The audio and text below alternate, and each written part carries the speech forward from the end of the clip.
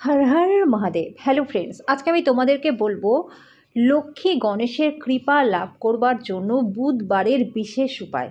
বন্ধুরা, বুধবার দিন যে উপায়গুলো আজকে আমি তোমাদেরকে বলবো, সেই উপায়গুলো যদি তোমরা করো, দেখবে তোমাদের জীবনে মা লক্ষ্মী এবং গণেশের কৃপাতে স্থায়ী অর্থ লাভ হবে এবং সমস্ত রকমের দুঃখ কষ্ট কিন্তু তোমাদের জীবন থেকে দূর হয়ে যাবে। বন্ধুরা, বুধের অশুভ প্রভাবের কারণে আর্থিক সমস্যায় জেরবার যদি তোমরা থাকো, তাহলে সেই ক্ষেত্রে গণেশের সাথে সাথে মা লক্ষ্মীর আরাধনাও কিন্তু তোমাদেরকে বুধবার দিন নিয়ম করে করতে হবে।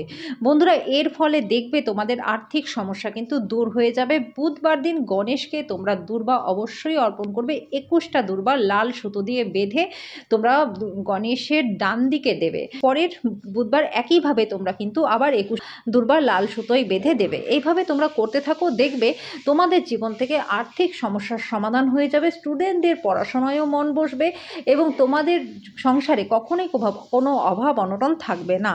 বন্ধুরা, দ্বিতীয় উপায় হলো বুধবার বাড়িতে পুজো করবার পর সারা ঘরে তোমরা গঙ্গা জল ছেটাবে।